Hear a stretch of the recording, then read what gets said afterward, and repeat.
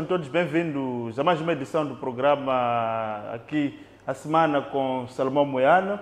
É sempre assim, todos os domingos, o decano de jornalismo, Salomão, faz uma análise daquilo que foram os principais temas da semana. Salomão, boa noite. Vamos aos factos da semana. Decidiu eleger 2 factos da semana.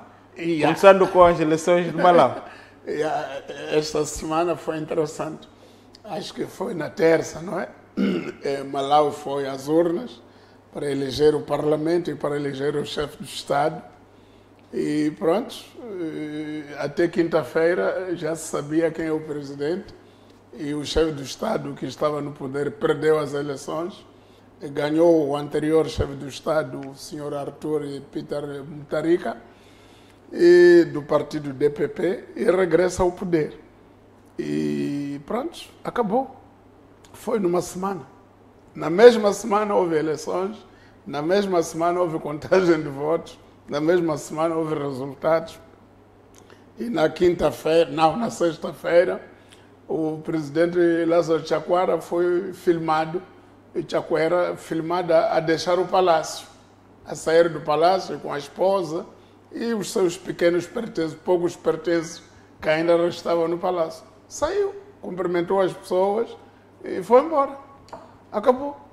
Vamos ter outro presidente, daqui a pouco toma posse, acho que é esta semana que vem. E acabou. Quer dizer, estão aí eleições. Num país minúsculo, pequeno, como Malawi, que para muitos moçambicanos Malawi não é nada, mas está aí o exemplo.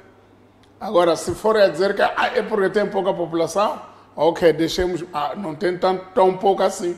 Malawi tem quase, votaram 7 milhões de eleitores, portanto não é pouca população. Malawi está aí com uma população que se aproxima um pouco da população de Moçambique. Mas deixemos isso. Aqui na África do Sul, o número de eleitores é 3 vezes mais que o número de eleitores em Moçambique. O país é vastíssimo, África do Sul.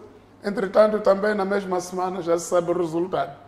Aqui no Botsuana a mesma coisa. No mesmo dia que houve eleições, os cidadãos, os Tswana já sabiam que o presidente da República perdeu eleições e depois ganhou o Boko Duma, um líder que estava na oposição. Aqui na Namíbia, no mesmo dia se soube. O único país da região onde custa dizer o resultado eleitoral é Moçambique. É o único país onde é sacrilégio dizer a verdade eleitoral. Por isso, Moçambique tem 45 dias depois da votação, que é para tentar organizar o resultado que venha mais ou menos a não pôr em causa a unidade nacional. Unidade nacional é não pôr em causa o partido que está no poder. Se você põe em causa o partido no poder, está a pôr em causa a unidade nacional, a estabilidade, essas coisas todas. Esses países todos, Zâmbia foi pioneiro desde 1991, que muda de governo periodicamente. Esses países todos da região estão a mudar. Tem alternância do poder, não há intervenção rápida, não há UIR, não há armas. As pessoas vão livremente, formam bicho. E uma coisa que me chamou a atenção no Malau, Lázaro Chakwera estava lá, era a 15ª pessoa na bicha, com a esposa dele, para ir votar. Aqui não, paralisa-se tudo, tem que votar primeiro o chefe. E depois não é só o chefe do Estado. E na província também tem um chefe que tem que votar primeiro. Temos que afastar as pessoas. Mas quer dizer, que raio de país é este? Quer dizer, nós estamos a ser um país atrasado no meio de países que estão a evoluir, estão a caminhar para o progresso. Então, eu acho que, se não aprendemos também do Malau, então nem vale a pena ter essa coisa de comissões técnicas para diálogo inclusivo. Diálogo de quê? Em vez de ir copiar como se faz eleições e fazer eleições e sairmos dessa brincadeira toda. Diálogo para gastar dinheiro, para ver financiamento, para ver formação, para ver estudos, para ver... Não sei, ouvi dizer que esta semana passada os membros lá que vão fazer diálogo estavam em capacitação. Capacitação sobre o diálogo. Quer dizer, estamos aqui a brincar com coisas muito sérias. Afinal, não são elementos de alta representatividade da sociedade civil, altas individualidades, ainda vão ser capacitadas para conseguir fazer o diálogo. Quer dizer, eu acho que se nós não ficamos envergonhados com aquilo que estamos a assistir na nossa qualidade de moçambicanos, então já perdemos a noção das coisas, a noção do mundo, a noção das coisas que estão a passar à nossa volta. Então era isso que eu queria assinalar. Fiquei muito feliz com o processo eleitoral de Malawi. Em 2014, eu estive no Malawi a fazer observação eleitoral. Também perdeu a chefe do Estado que estava no poder, a senhora Joyce Banda, da UDF, em 2014. Perdeu a favor do Peter Mutharika, do DPP. E acho que na altura era dirigido por Peter Mutharika, já tinha falecido, o Bengo Mutharika, o irmão mais velho dele. Então, pronto, quer dizer, é um país que às vezes ganha este, às vezes ganha o outro, não é? Agora aqui não, passei para ganhar o outro, é golpe de Estado, estamos todos em alerta para polícia, exército, por causa de mudança de uma pessoa que estava a governar para outra. Então, quer dizer, eu acho que, estou muito mal com isso, quer dizer, fiquei atrapalhado ao longo da semana. E quando vi isso tudo, eu disse, isto é uma vergonha para nós. É mais uma vergonha para nós. Das tantas que têm acontecido à nossa volta, nós somos a ilha da intransparência, a ilha do atraso a nível da região. O segundo facto da semana? O segundo facto da semana não é tão violento como o primeiro, é mais pacífico. É o seguinte, eu, por inerência de trabalho, eu ando sempre nas províncias, então tenho muitos amigos em Esqualaquala, Mapai, Chibuto, Moamba, em vários sítios. Então, eu também tenho amigos em Kisanga, Macomia, Muidume, e depois, em outras províncias também, Mágoa, etc. O problema é o seguinte, é que conheço muitos amigos meus que são chefes de posto administrativo.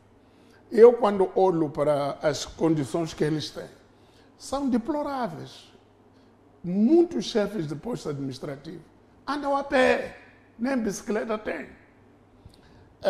E depois, os administradores, as administrações distritais, em termos de meios, melhoraram bastante.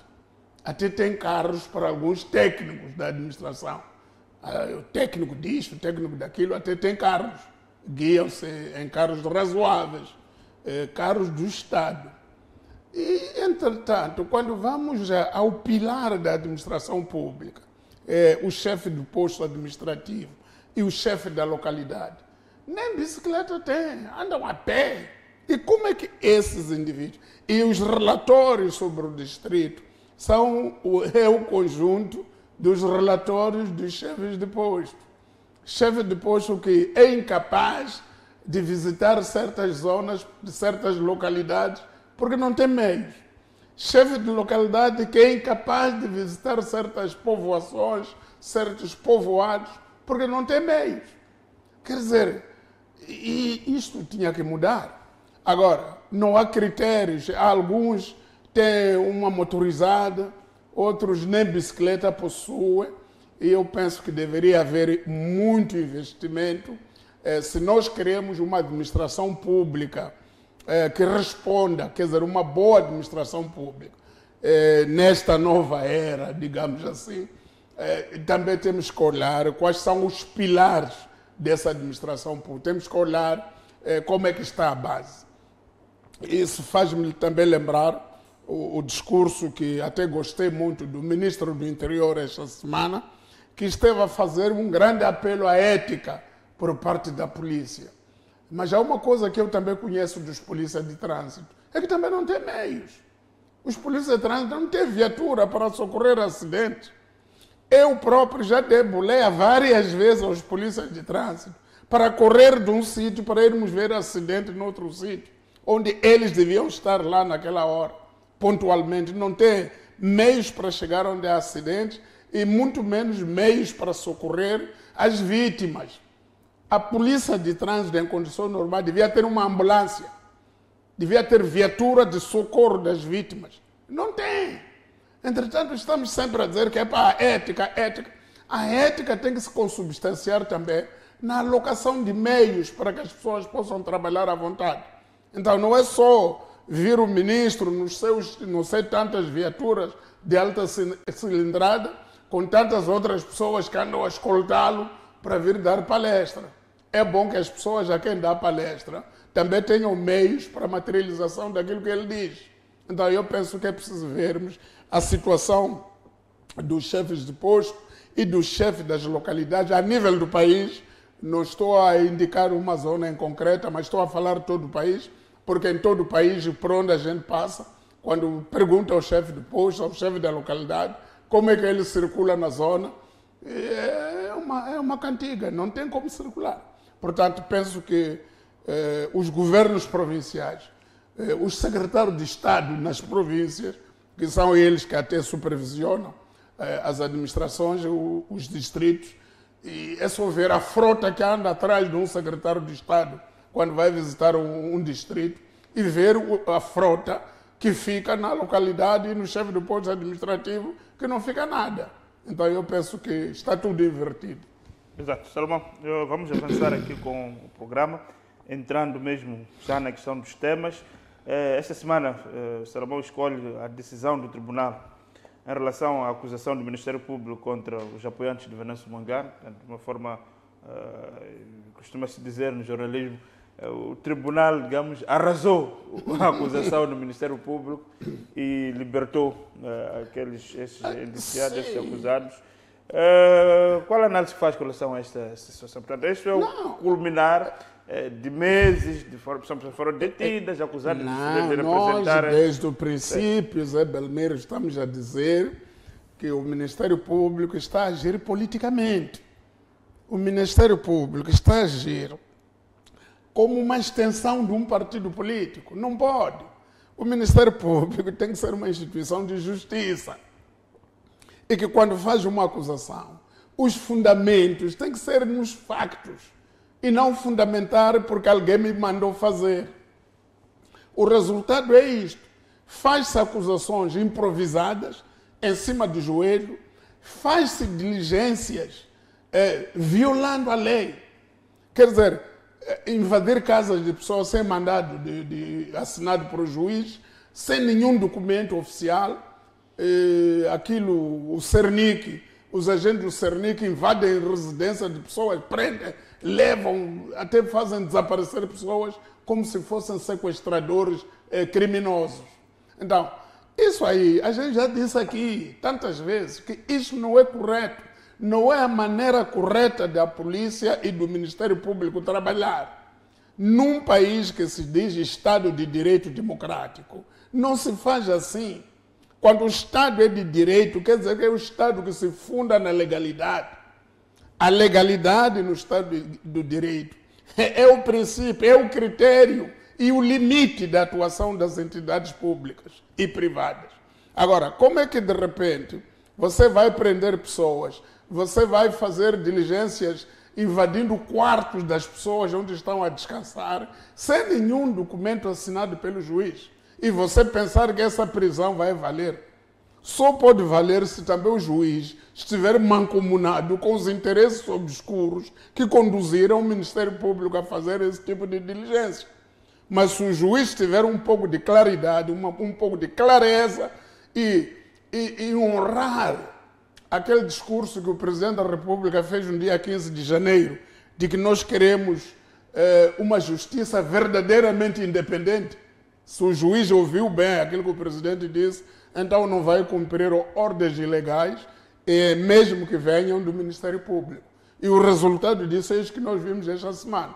Pessoas ficaram na cadeia 8 meses, algumas ficaram 7 meses, outros 8 meses, para de repente dizer que vamos lá para casa, não há nada. Veja lá isso. A senhora Glória Nobre ficou 6 meses e alguma coisa, detida. E afinal de contas também não tem nada.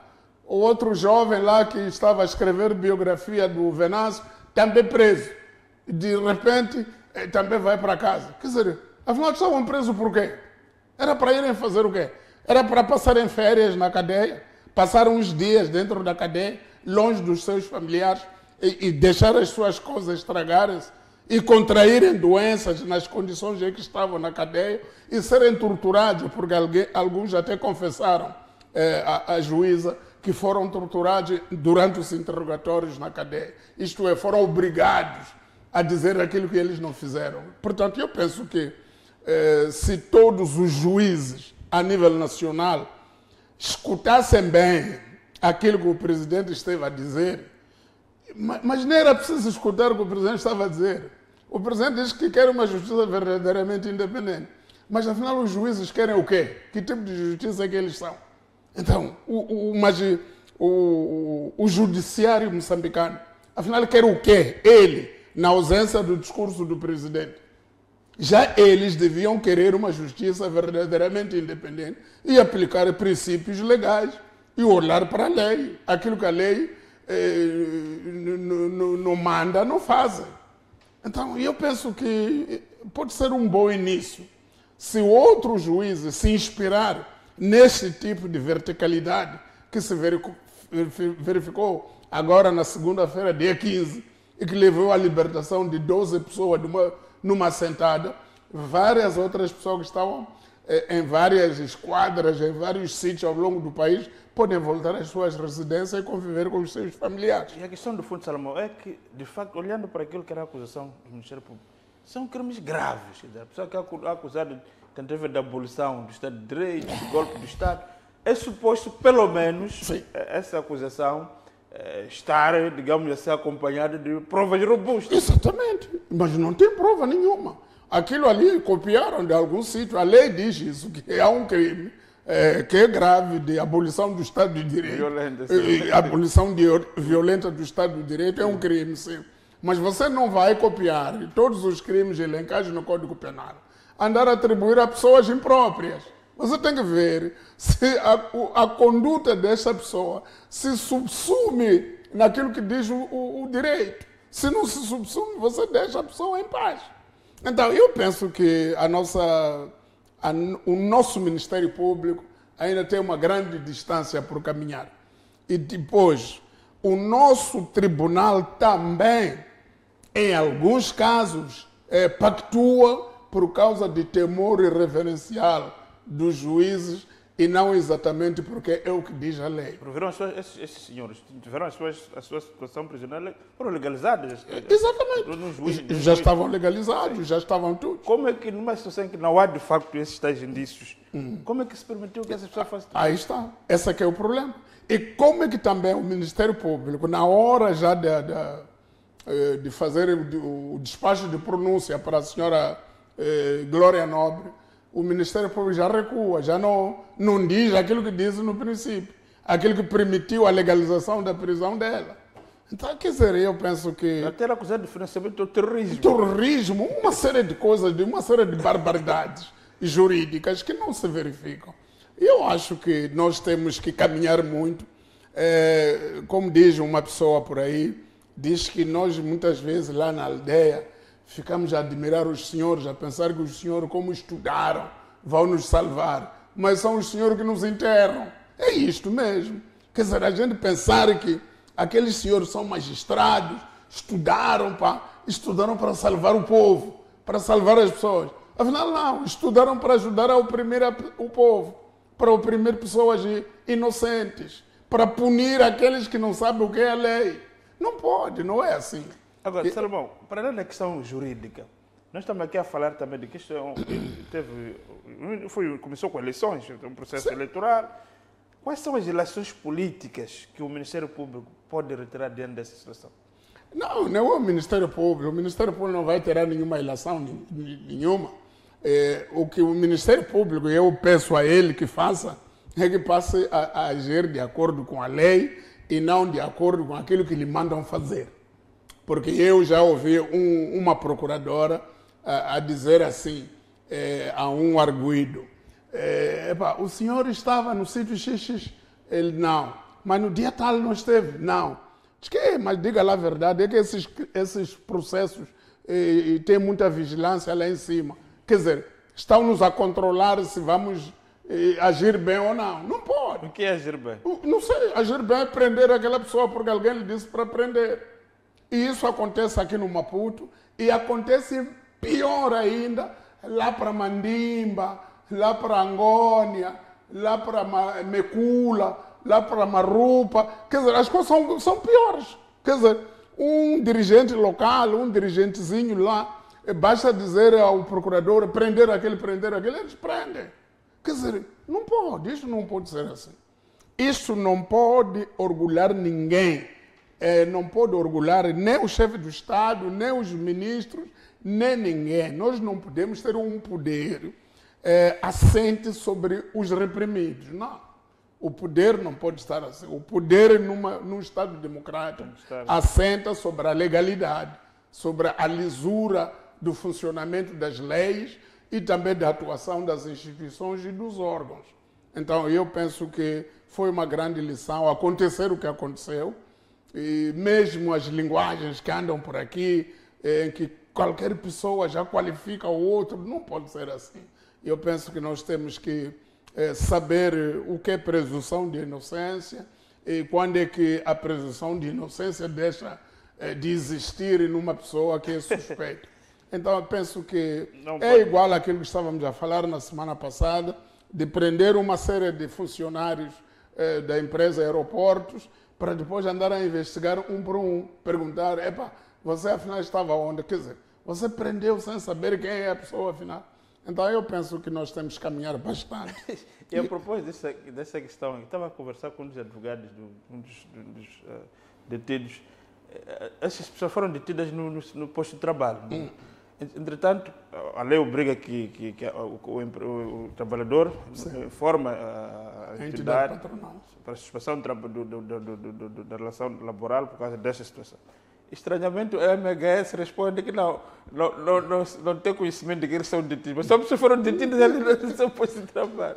Quer dizer, é incrível. Quer dizer, só que foram detidas no serviço. Então, a empresa.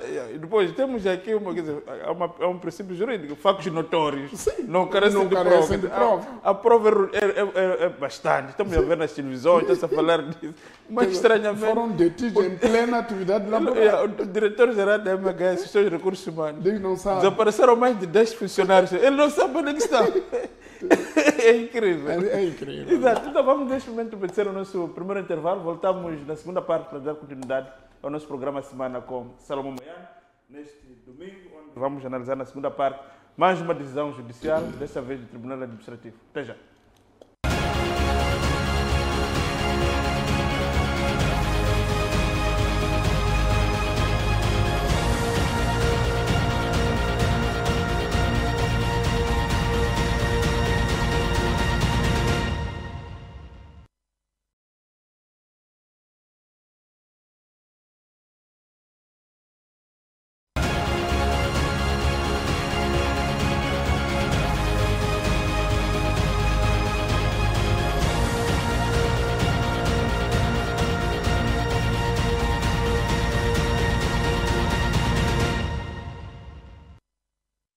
Boa noite, estamos de volta para a segunda parte do programa. Continuamos na senda da justiça. Estes dias parece que a justiça decidiu atuar, acordar. Tivemos também um acordo aqui do Conselho Constitucional que o Salomão diz que não quer pronunciar-se sobre ele. Mas vamos olhar para essa decisão do Tribunal Administrativo da cidade de Maputo, que decidiu pela recusa do visto ao famoso contrato entre o Instituto do Algodão e esta empresa de tecnologias, em que suspeita-se de o ministro da Agricultura ter alguma ligação do ponto de vista acionista. Este acórdão, basicamente, do ponto de vista de responsabilização, centra portanto, responsabiliza o diretor-geral do Instituto do Algodão, que é quem, de fato, é a autoridade competente, que é quem desencadeou o procedimento administrativo, mas olhando para aquilo que é o modo desfaceiro das coisas aqui em Moçambique. Aqui os ministros orientam, não necessariamente o viam por escrito, depois chamam. Qual é a análise que faz com relação a este acordo? Não, eu acho que o acordo não está muito bem feito. Agora, há uma coisa sobre o acordo. Eu não sei se este acordo seria assim se não tivesse havido o barulho que houve por detrás disto. Quer dizer, tanto barulho... Quer dizer, é o seguinte, o que eu quero dizer é o seguinte, é que já houve oportunidade para o Tribunal Administrativo rejeitar ou negar visto a vários contratos desta natureza, mas que passaram. Se formos a fazer o rastreio dos contratos, das várias adjudicações que têm acontecido, podemos notar que há muitas dessas adjudicações duvidosas, mas que estranhamente conseguiram visto no Tribunal Administrativo. E as pessoas perguntam, mas como é possível aquele tribunal atribuir o visto ou dar o visto a um concurso desta natureza? Então, neste caso concreto, eu penso que agiu bem. Agora, a minha dúvida que fica por esclarecer é se agiu bem por ver que a atmosfera política é conducente a que nós neguemos o visto, ou agiram bem por consciência própria. Porque eu começo a ter muitas dúvidas sobre a independência mesmo do nosso judiciário, porque já nos mostrou em muitos casos que não é assim. Quer dizer que também é politicamente conivente.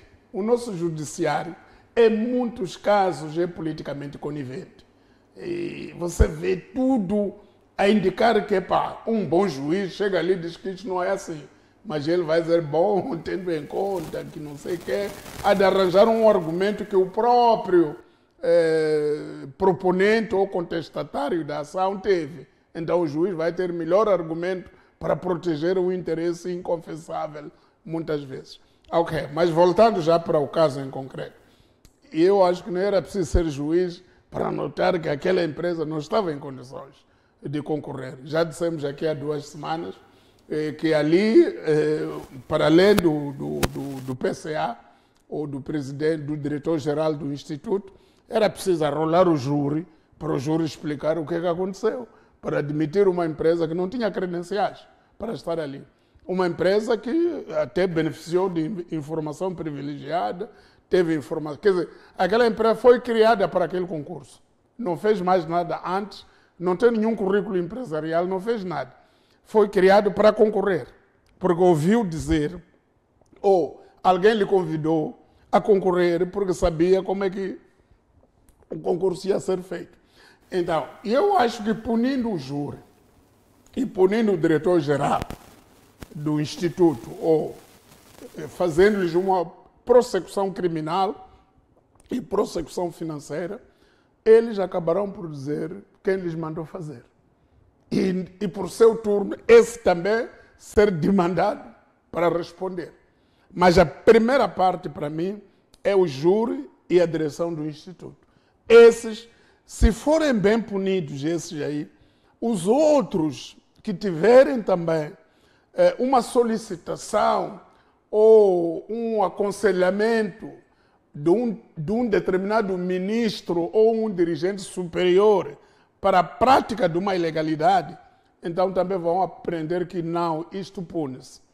Então, isso já aconteceu no passado aqui no Ministério dos Transportes e Comunicações, em que o ministro dava ordens a uma instituição tutelada para favorecer, para dar algumas coisas, algumas facilidades.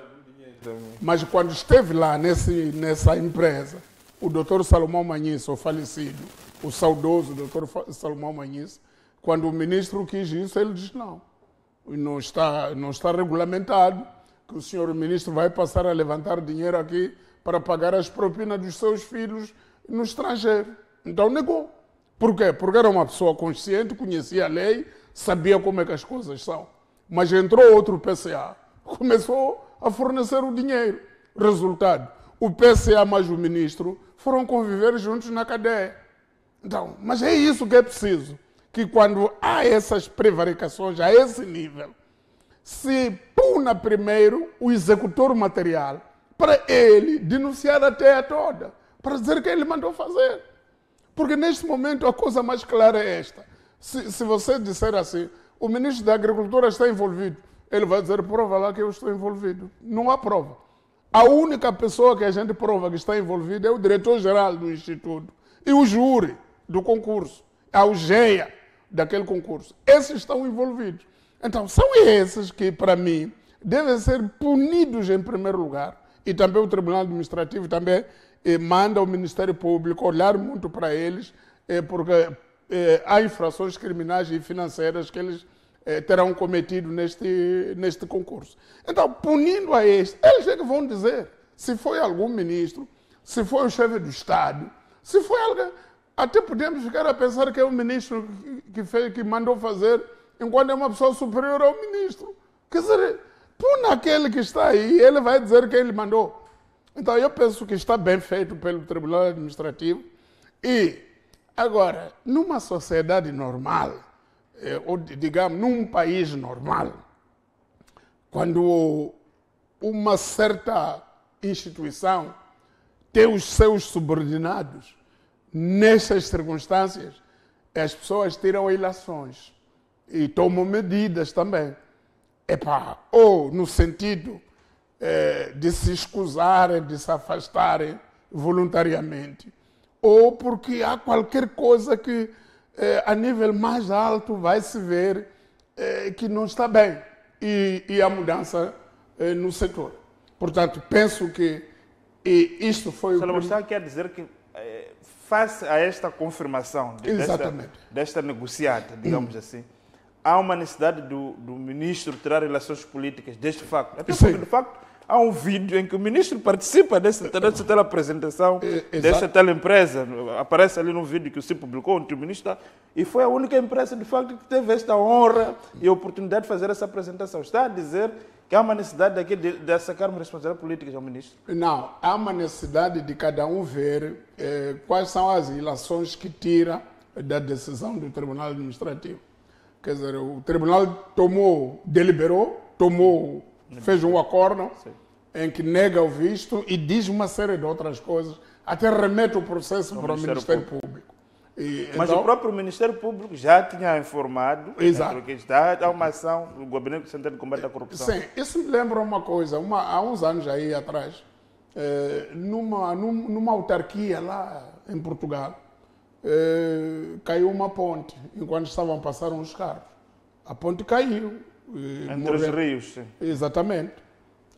A primeira coisa que aconteceu foi o Ministro das Obras Públicas, que nem tinha sido ele o responsável pela ponte.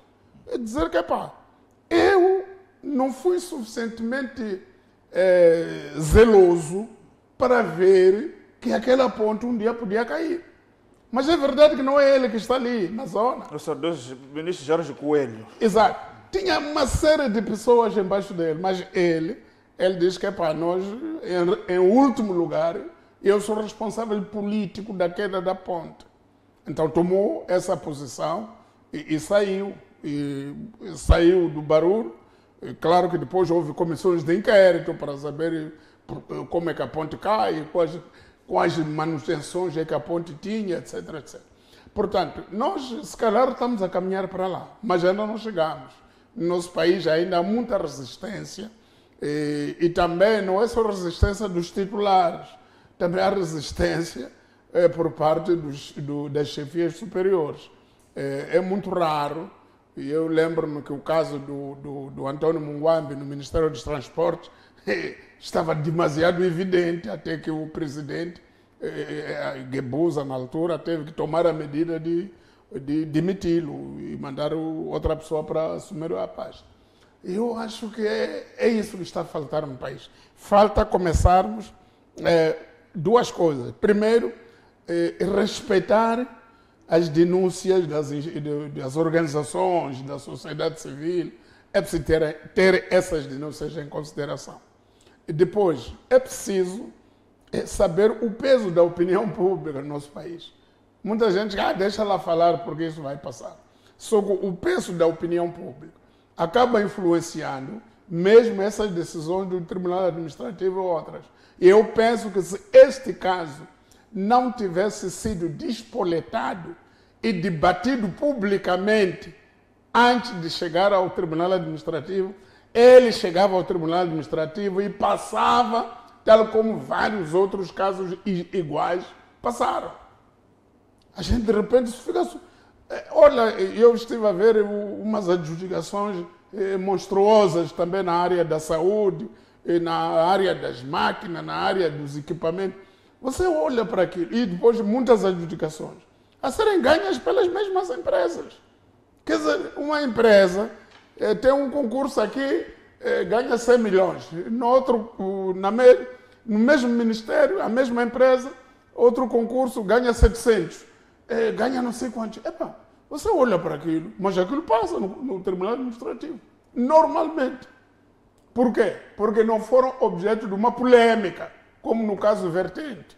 Este caso, para mim, foi inviabilizado no Tribunal Administrativo porque foi antecedido de uma denúncia pública e uma polêmica em todos os órgãos de comunicação social. Para dizer o quê? Para dizer que o nosso judiciário também é conivente com os casos de corrupção. Também recebem luvas os juízes para permitir a passagem de coisas que não estão muito claras aqui neste país. Por isso, muitas questões desta natureza passam facilmente, desde que não haja barulho.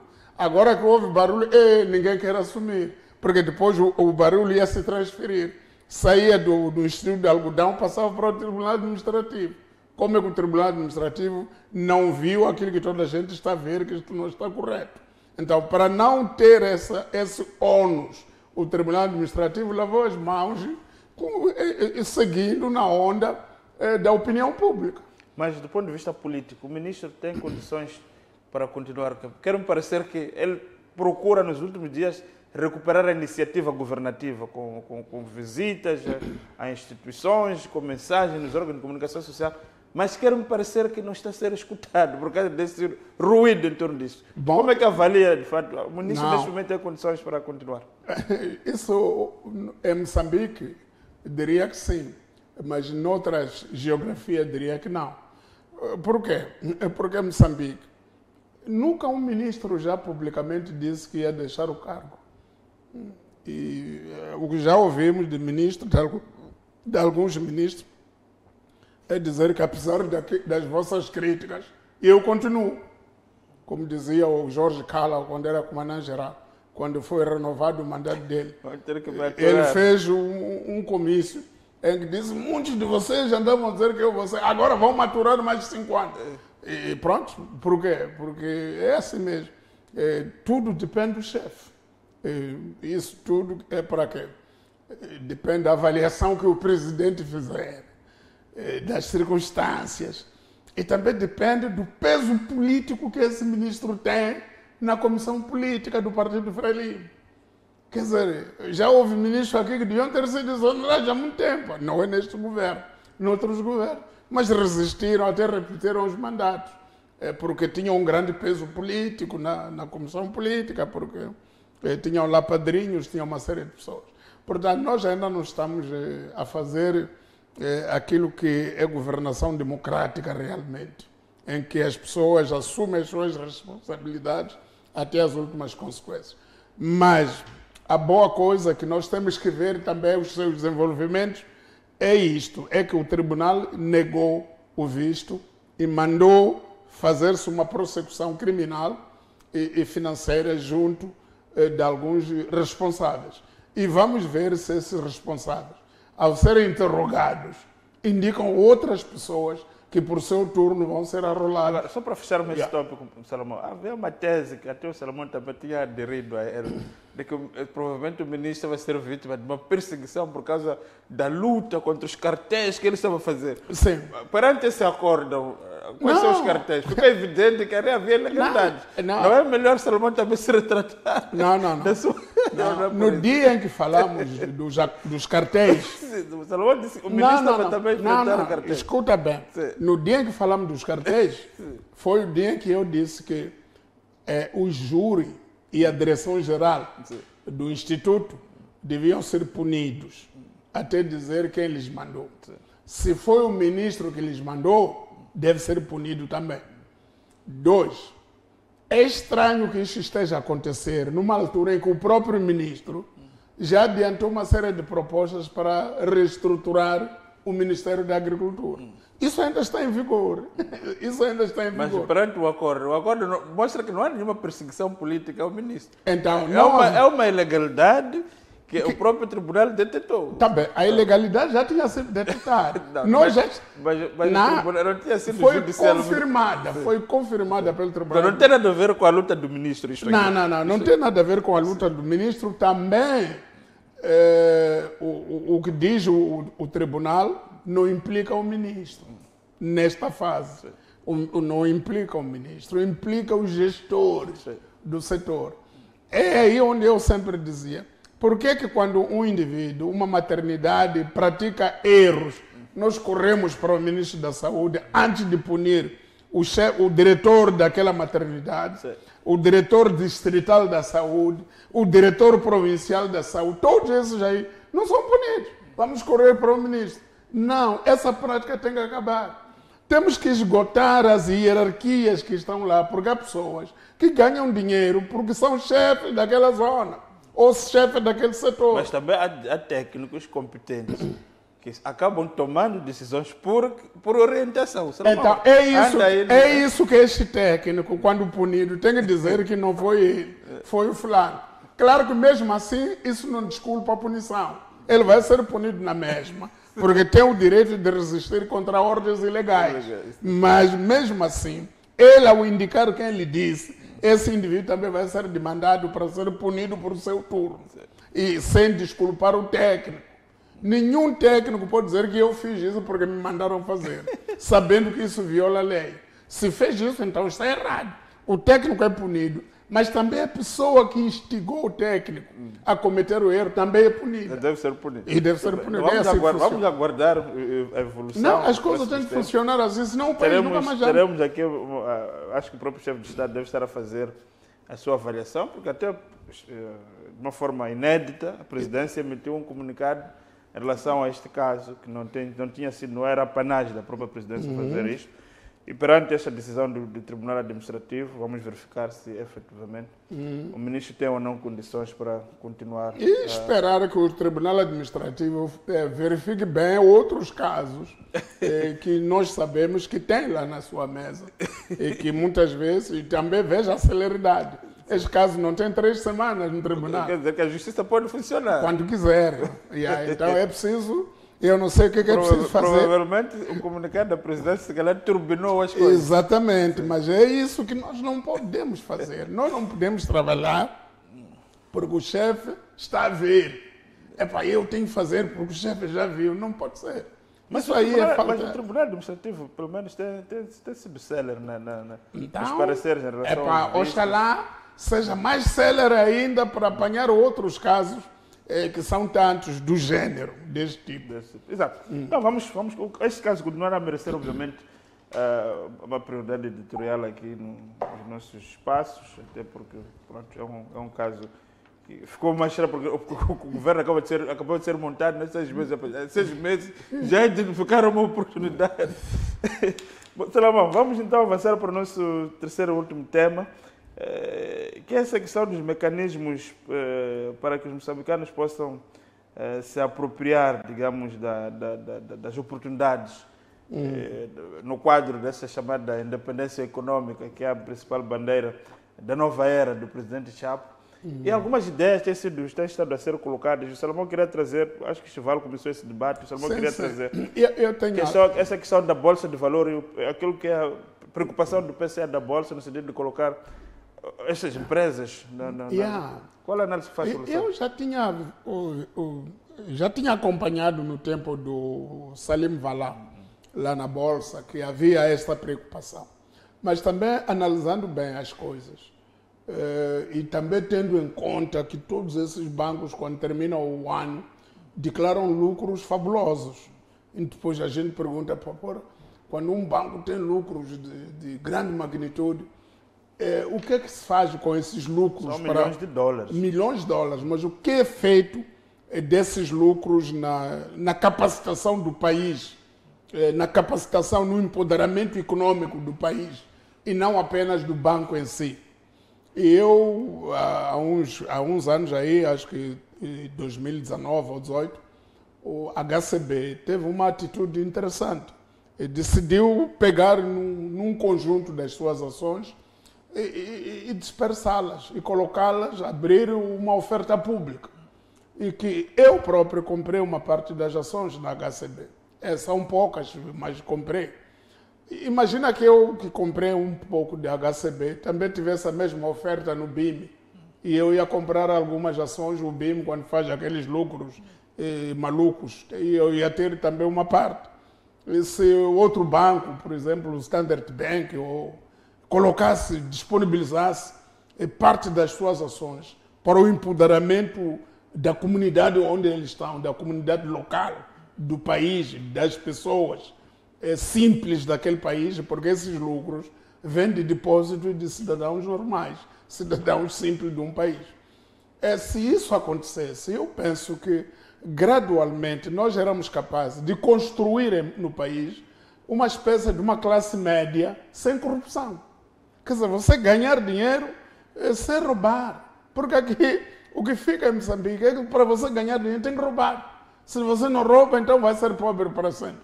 Então, é por isso que há uma corrida para o roubo, há uma corrida para concursos mal feitos, porque as pessoas querem roubar. Mas se houvesse várias maneiras, esses fundos de pensões, mesmo outras... Essas grandes empresas, seguradoras... Portos de Maputo, exatamente. Traques... Essas empresas se disponibilizassem parte das suas ações através da Bolsa para os cidadãos moçambicanos comprar parte das ações, por poucas que sejam, este compra tantas, aquele compra tantas.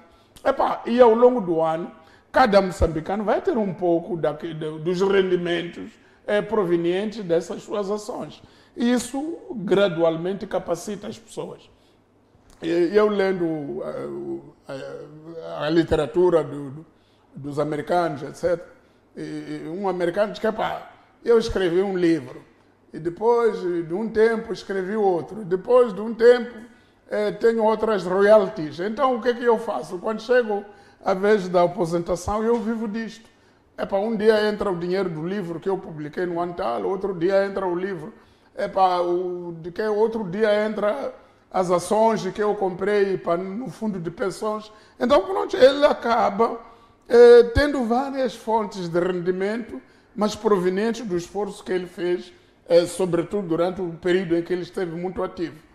E isso aí é uma forma de você capacitar os cidadãos de um país. Acha que a ideia do Pedro Costa, que é o atual entusiasta dessa exatamente ideia, acha que terá receptividade a nível do poder político e até num cartel muito forte que é a banca? Acha que é possível essas ideias serem aceitas? É possível, e eu penso que dentro da filosofia do presidente e do novo conceito de desenvolvimento, fazer coisa diferente para obter coisa diferente. Por que é que os moçambicanos continuam pobres? Porque não têm muitas alternativas de onde buscar dinheiro. Mas há muito dinheiro que é feito neste país. Há exportação de bilhões de dólares todos os anos para fora do país, mas os moçambicanos continuam aqui. Alguém me falava que só nos últimos 3 anos a banca produziu de lucro cerca de 9 mil milhões de dólares.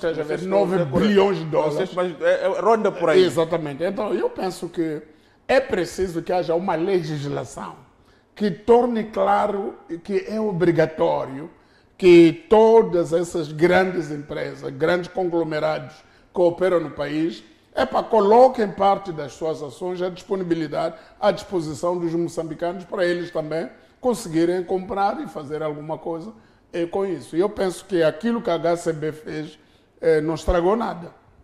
Antes, pelo contrário, robusteceu a presença física da HCB no mercado. Tornou mais moçambicana. Exatamente. Quer dizer, e os defensores da HCB já não é apenas o Conselho de Administração, são todos esses moçambicanos, mais de 7 mil moçambicanos. Não, porque o Salomão, outro dia apareceu aqui a celebrar a HCB, era porque estava militar. É causa própria. Não, eu sou acionista, não sou acionista grande, não é? Mas sou acionista a par de mais outros 7 mil e tal moçambicanos. Portanto, eu penso que vale a pena isso, que moçambicanos sintam orgulho de participar de algumas empresas nacionais ou algumas empresas que operam no país. Porque é a única oportunidade que muitos poderão ter de se tornarem acionistas, de se tornarem financeiramente sólidos, sem ter que recorrer a esquemas para ganhar dinheiro. Eu penso que é uma boa ideia.